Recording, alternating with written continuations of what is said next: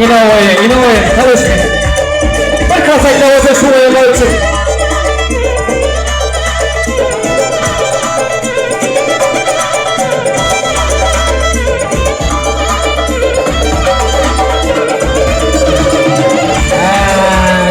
Tanışmış.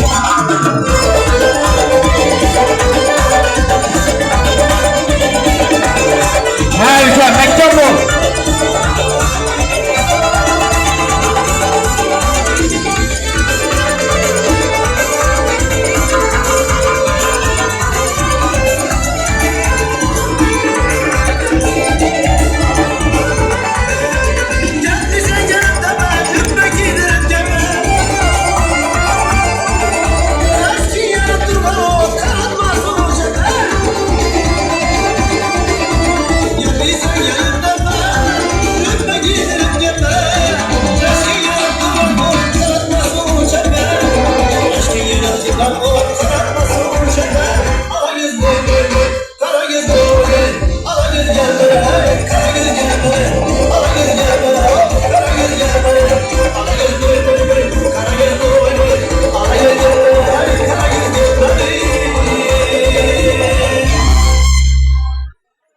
Rahmet, sağ olunlar, aman bulunlar.